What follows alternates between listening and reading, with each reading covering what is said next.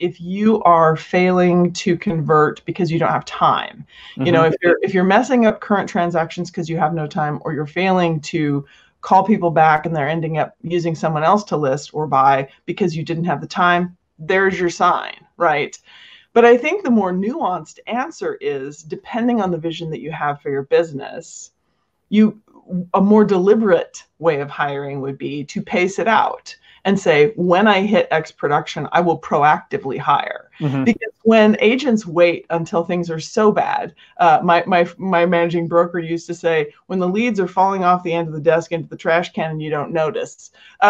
So when you let it get that bad, you're also too busy to take the hot time to hire.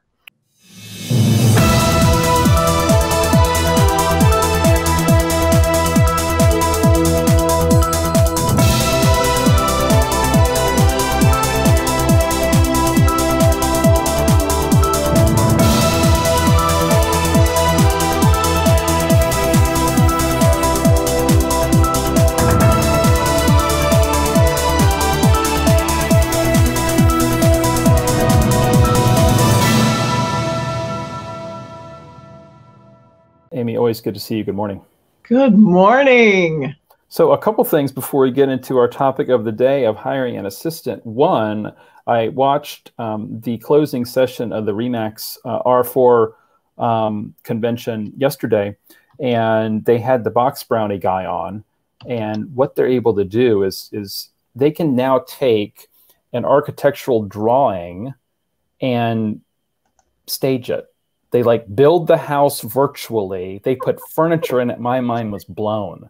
So like if you just have a floor plan, or you're working with a builder, they can virtually build the house and then stage it, and then you have a virtual tour of the house. It was really quite impressive. And then I knew that they could like declutter, but he had like examples of the renter that doesn't pick up after themselves, right? And what the picture looked like. And then when they decluttered, right, they cleared off the kitchen cabinet. They picked up the laundry in the bedroom. Now, you see that online, and then you get to the house and you still find the cluttered kitchen and the laundry in the bedroom. There is a letdown, like Eyerusalem said, but I thought that was really interesting. And something that I didn't think got enough press is RE/MAX will now offer, through a third party, health insurance for agents. Health insurance for agents. So and the prices are online. I think it's about what you would get from an employer. You have kind of the higher deductibles and copays like would be expected. But it's not like you have to apply, and I mean, maybe they deny you, or, I just put the link up, remaxhealthbenefits.com, but I mean, everything's kind of there, and they make it sound like it's easy, and the prices were not out of whack from what I expected. So that's something that I think we all need to be talking up, because this is such a problem for so many, for so many people. Yep. So anyway, I thought that was interesting stuff coming from the RE/MAX R4 event. Talk to me about hiring an assistant. Yeah, go ahead. But should we also talk about other, like, what's in the news, like what's happening? I have the good fortune to be in a weekly mastermind at my brokerage, and Charlie, we meet twice a week, and we'll say, oh my goodness, guess what happened? And we'll start telling each other about the market as though it were news, because it is. It's been 3 days since we last talked, and we have crazy updates to offer each other. It's like in 3 days, something so dramatic has happened, or someone else will say, well, I took a listing over the weekend and here's what happened. The rest of us are going, what? And so we're in it. We're right here. The pace of change in my market is jarring. Yesterday, I had an agent text me outside my mastermind, and he said, oh, by the way, such and such builder in our market is now requiring buyers to bid on their specs. I've heard of that happening now. No longer set. It's happening in Florida too, in Tampa, I think. Yep. Yeah. Times we are living in. Well, and the builders don't want to build now because the price of lumber keeps going up and their costs keep going up, yet there's a demand. The whole thing is just very, very strange. And now they're starting to cut commissions to agents as well, which is to be expected. This happens in every good, in every good market. At the end of every good market, I feel like everybody hates, all realtors hate the builders. Then the market turns, and the builders are begging the agents to bring their clients, right? Sure, sure. Well, With bonuses and, yeah. for every, house that you sell above 1, then you get an extra 1%. And, it's just the pendulum has definitely swung to, we don't really need the agents right now. Sure, I get that. Yep.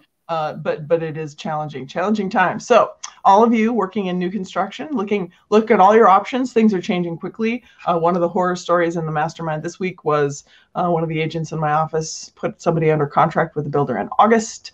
The way our builders tend to write their contracts, the closing date is not set, and there's really nothing punitive against the builder if they don't close on time, because it's approximate.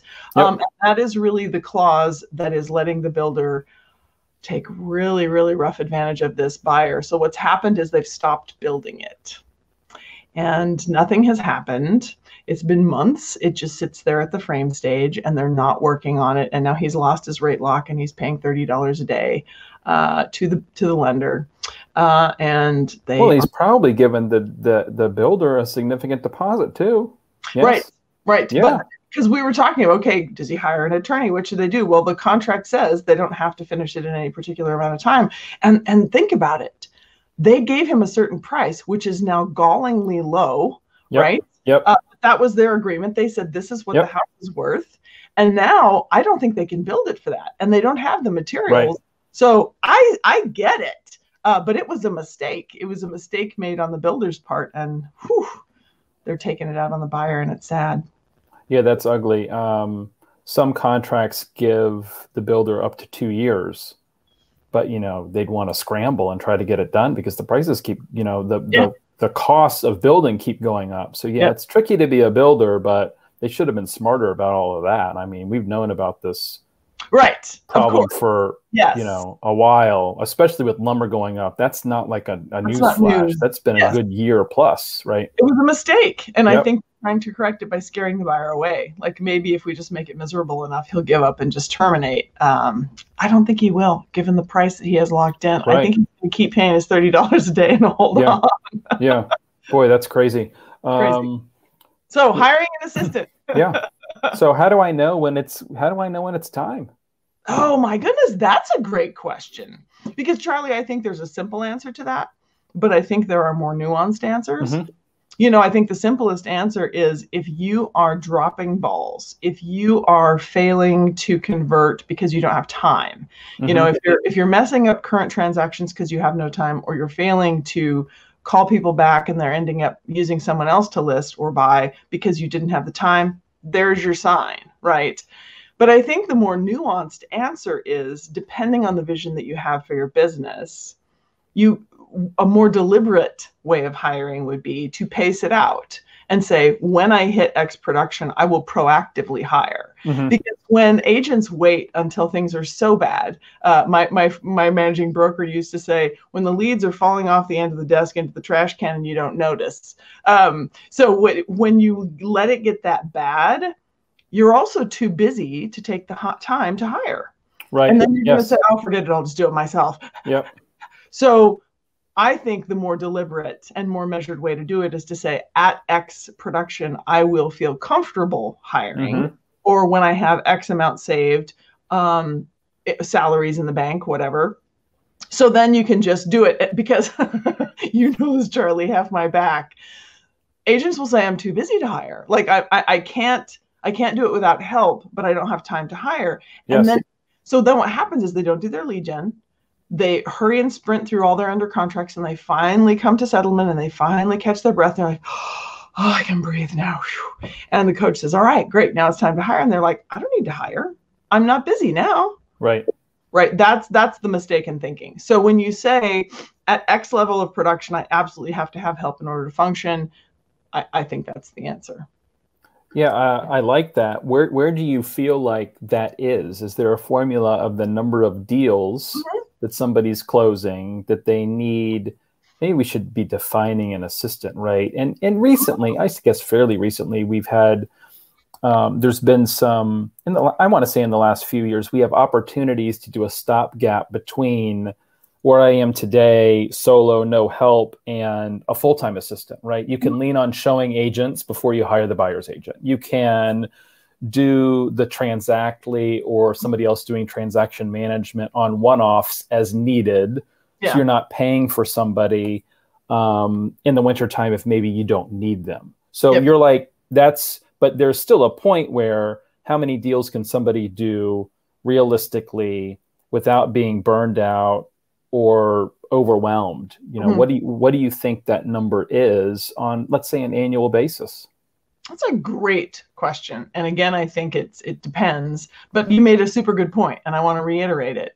If all of you listening have not checked to see if you have professional transaction coordination services available in your market, please do. And I want to clarify, because I'm amazed at how many people don't know about this and then they mishear me. So there are professional TCs. This is what they do for a living. You won't train them on your processes. You couldn't if you wanted to. They won't let you. Right. They have a service they provide. You will not dictate to them what they do. No, they won't write your contracts for you, and they won't pick up your signs and lock boxes.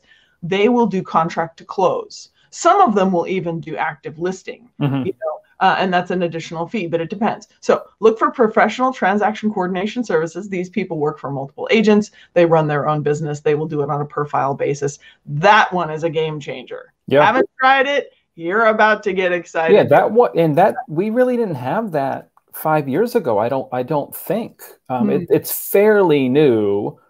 And again, the beauty of it is, and by the way, you're not obligating yourself to send them every single deal either, right? So you could use them spring and fall, and then when things are slower in summer, winter, perhaps you're not using them if that's what you want to do. But to your point,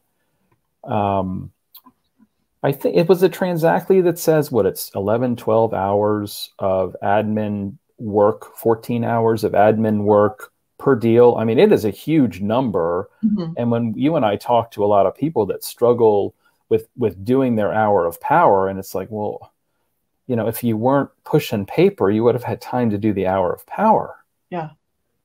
Yeah, so, absolutely. And they charge between, depending on the market, between $300 and $500 per file, and it's worth every penny. So that's one thing. But you asked how many transactions, and I want to answer a different question first, and that is really, what can an assistant be doing for you? You know, what would an assistant do anyway if you hired one? And this happens a lot, that I have people come to the point of pain of, I think I need help, but wait. What could they do anyway that I can't do? I do it best, and I hear it all. And so I came up with this for one control freak that I coached. I said, here's the thing. There are 492 tasks. And of course I made up the number. It's probably 90,000, but there are 492 tasks that every agent has to accomplish. And the truth is, only 11 of them are you the only one who can do it. And I made up that number too, except that we did it together. You know, right? The contract, and that one's debatable, right? Yes. Show up and do the listing appointment in person or on Zoom. You know, there are certain things, and it was really 10, but I had one control freak who insists on hand calligraphing her envelope, so she got 11. So know that there's probably 10 things that really you, the licensed agent team leader, can only do, and no one else. You can't delegate those things. Right. Everything else could probably be delegated, and I do that as a mindset shift. So then we outline all the sorts of things that an assistant could do, and then we start to get creative. And then eventually I want people to recognize that admin type duties, paper control, calling people back, organizing is one brain type, and marketing is a different brain type. And rarely will you get some sort of a video editor, HTML expert, client care specialist, events planner all in one. That's super rare, and I wouldn't shoot for that. So back to, at what production level does this make sense? I think, Charlie, sometimes you have to think about your income, because I have a coaching client who makes $40,000 each sale. Like, that's her average commission. You know, how soon is she going to need an assistant? Well, it depends, but she might be able to buy some sanity by hiring, even if she's only closing one deal a month, just because she can afford it. Right. And assistants tend to be better at their jobs than us, because they have more organized brains. So I think it depends. Some people really don't function well at 2 transactions a month. It's overwhelming to them because they're not tech savvy, right? You and I both coach people. It's like, organizing, syncing their calendar to their phone is a challenge. Yep. So what would you say? Because I think 2 to 3 a month, it's okay. You could hire. I'm thinking, and it's market specific. It is market specific. But I mean, if you're closing 18 deals in Northern Virginia, right, you're making pretty good money. You're at like 250. Okay. There's no reason not to at least have a transaction coordinator at that point. No, right? Absolutely. I mean, that's a no-brainer. And I guess, and what's challenging about 18, 24, 36 or whatever, you've got some months where it's 1 and then the other months where it's 6 and you're so overwhelmed. And we know that for the months that are 4, 5, and 6, you're not prospecting. Yep. You're not. Yeah. You don't have time. It's impossible. So I think it is market specific. I've got a client in a very rural area where his price point is like 200, 185, right? And Transactly for him is a big chunk of his income, right? He would be better off hiring somebody else almost part-time or full-time because he can get them cheaper on the per hour basis, basically. Yeah. But he does it all himself. He's going to do 50 to 60 deals this year, and I'm wrestling with him to get some help. Yeah. And they're all buyers, by the way. They're all buyers. He does all his own contracts, all his own contract to close.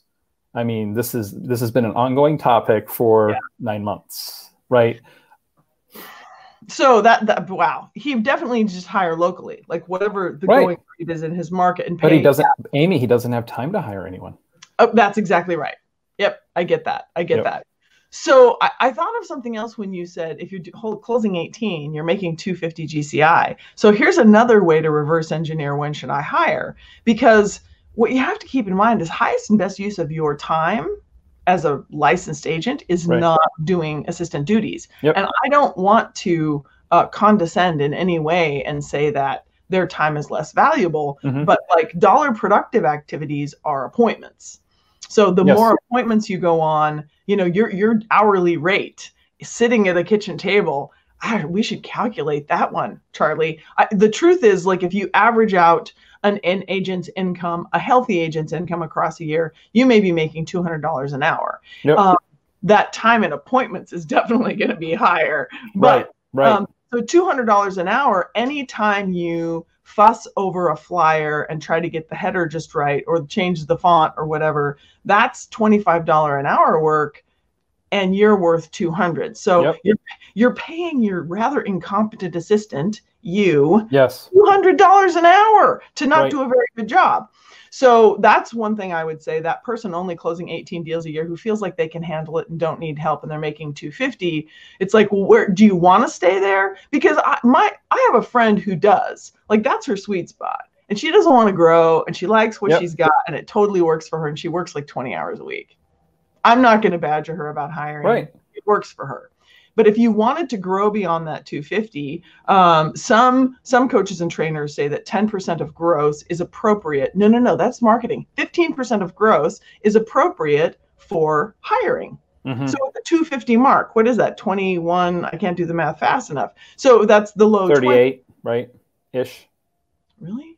Why can I not do that? Oh, you're right. 37 and a half. Yeah. That's amazing. Yeah. So 38, that's low. I mean, depending on your market for a salary, but that's pretty healthy for a start. Yes. Right.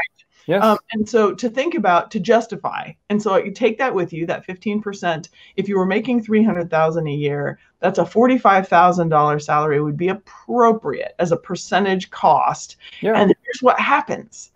You're buying an entire year of another person's working life. What would you be capable of if you had an entire other set of hands full time? Well, 50 weeks of 40 hours is 2,000 hours, right? I believe. It's crazy. That's a lot. That's a ton of time. And you can find somebody in virtually any market except maybe LA and New York at that price range that's going to be pretty darn good. Is it going to be, an executive assistant, 80 grand a year, like coming from a law firm? No. Right. But, you can find, that all-in-one coordinator, right? Sure. Can do the transaction coordination, can help wrangle the marketing and, Well, and don't be a cheapskate. Like if you're in a market, if your average commission is $40,000, well, of course, right. I mean, pay the living wage in your market. Yep. It's worth it. Right. When at the time my little sister quit her job as a real estate assistant, she was making more than $100,000 a year, and they begged her to accept a raise, and she wouldn't. So, great assistants are definitely worth a living wage. Yeah. So don't be cheap about it. But I think that 15% can help you. And if you were making 2 million GCI, that 15% is not for a person, right? That's for staffing. That could cover a number of things.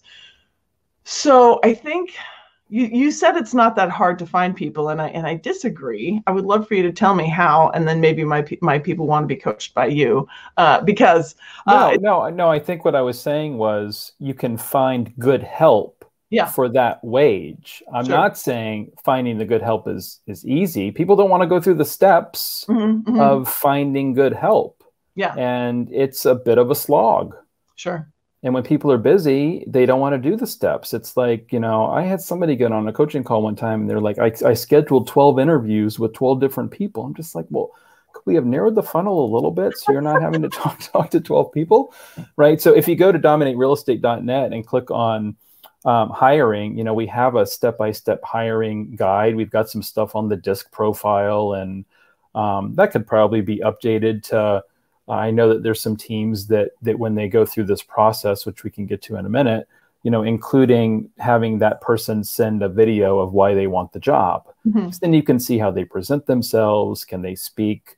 Are they articulate, right? Can they use a phone camera, kind of the stupid little stuff. And again, we're trying to narrow the funnel, because it's not uncommon when we run an ad for an admin, we get a couple hundred applicants. Sure. And, the woman that does the hiring here or starts the process, she can't talk to 200 people. No. So we have a job application that has unique questions on it. If you were, if there was going to be a song that would play when you walk out on stage, what would that song be? On a scale of 1 to 10, how lucky do you consider yourself to be? If somebody puts a 1, they're going to be a Debbie Downer, and we don't want to talk to them. Sure. True story. If you could have dinner with anybody, living or dead, who would it be? Somebody wrote Hitler. Now, maybe that somebody is a history buff. This is a true story. This happened on a Remax Allegiance job application. We chose not to continue the process with that person. We were not interested in digging in whether this person was a history buff or a white supremacist or whatever, right? So so we're narrowing the funnel by using things like a job application. Yeah. Right. So, and the staff is like, they just can't believe it. That is a true story. So, and if somebody leaves all of those unique questions blank, we don't talk to them. We move on. Sure. So, it's narrowing the funnel, and I'm jumping ahead. We need to be writing a compelling ad. First, it starts with a job description, right? Wise Hire is really quite good. WIZEHIRE.com. Even if you choose not to use them to place the ad, their job descriptions are money, right? And they've expanded way beyond real estate, but their real estate job descriptions are perfect. And if you're doing like a coordinator or all-in role, you just steal from the different job descriptions and make up your own. So I think it's the need, the budget, the job description, the placing of the ad, but you've also got to be committed. And I know I'm jumping around, and I know you're going to get me back on track, which is why I'm not too worried about it. You have to be committed to training that person, because if you're the artist and you're the all over the place agent, and you hire an analytical and they're lost, they're going to quit. Right? They need the direction and the training. And if you honestly are not committed to doing that, then now's not the moment to be hiring that person. Yeah. I mean, that's, go with Transactly until things slow down in the summer or in late fall, early winter, because these people they not only need direction, they want it, right? A good assistant wants to be able to assist. And if you're not giving them the tools and the direction, they're going to get frustrated. I was in a position, a lot of people don't know this, but I worked in a church right after college. I needed a job because I was going to the police academy at night. And I wanted to work 9 to 5 and go to the police academy from 6 to 10 at night, right? And First Baptist Church of Tallahassee was hiring. And you had to like, there was no internet, right? I was Yeah. looking at the classified ads. This is 1998, right? And I got a job, and one of the bosses that I had to work with was all over the place, and she would procrastinate. Sure. And it was like Friday afternoon, and she'd come into my office with all this stuff to do. I had to leave at 5. The police academy was like a 30-minute drive. Yeah. I ate my little microwave meal I got for dinner, right? I got in the car, went to the police academy. I could not be late. It was the police academy. You weren't allowed to be late, right? So I was like on like Tuesday morning, I'd be like, I don't want to use her name. What do we have going on this week? Like every day, what do we have going on this week? What can I help you with? Right? It was so stressful to me, right? Working for this person. And you don't want to hire me and treat me the same way because I will quit. Right? That's the problem. So anyway, we're over time. I went down a tangent like I always do. How much time do you want to spend wrapping up? Well, I'll let you wrap up in about 1 minute. Okay. So Charlie's absolutely right. You have to be prepared to train this person. And I'm going to reemphasize that because I think a lot of agents, the barrier to entry is low getting your license. It's not that hard to get a license. And so people who become realtors, they don't know how to do real estate. They also don't know how to run a business, most of them. Right. And so when it comes to hiring, I think it's time just to acknowledge that you've never done this before and it's important and it needs to be learned. Like, would you have ever been kind of a brat about, hey, I didn't know they'd make me write contracts. I already passed my license. Why do I have to learn other things? You have to learn other things to run a business. You're going to have to learn the skill of hiring and managing. Sure. It is necessary. And so please just know that going in and don't be a crybaby about it. Are you exhausted already? Are the buyers running your legs off? Like, I can't change reality for you. You have to know how to hire this person, and you might make mistakes the first or second time. It's worth your effort. So you've really, really got to put that in. Do not ever interview somebody that did not disc out the way you need them to. And that is a high S, high C. It happens so many times, Charlie, and I swear I've been direct. I swear I've been clear. And my coaching clients will tell me, so-and-so is not working out. Let me describe their behavior. And I'll say, whoa, what was their disc? Oh, I didn't bother with that because they were experienced, previous experience. Disc, everyone. Do not interview people who do not meet the high S, high C, which is sort of stable, reliable, patient, organized. Right. Those are the traits we're looking for. I'm glad that Dominate Real Estate has a hiring guide since we didn't have time to dig into the nitty gritty of the rest of it. But set aside the time, do what you have to, hire as much temporary help as you need to relieve the pressure so that you can invest in this. It's absolutely vital. And I will tell you, a year from now, you will thank us. It's a journey, but you will get on the other side of it and your life will be better. Nobody has ever said, I am so tired of having an assistant. I'm going back to doing it by myself. No one has ever said that. And in fact, we work at a major coaching organization, and a lot of the clients there say their business turned, their business grew when they hired that first help. Right? Oh, when they hired that first assistant. Unless you make the wrong hire or you don't guide them. It will. So don't see it as an expense. That's the other thing. When I ask you to justify 15% of gross in your mind, don't say, well, that's money I'll never get back. This person will more than pay for themselves. That's the nature of it. And if they don't, you hired the wrong person or you didn't guide them. Right. I like it. Amy, always good to see you. Have a good weekend. We'll see you next week. Bye, everybody.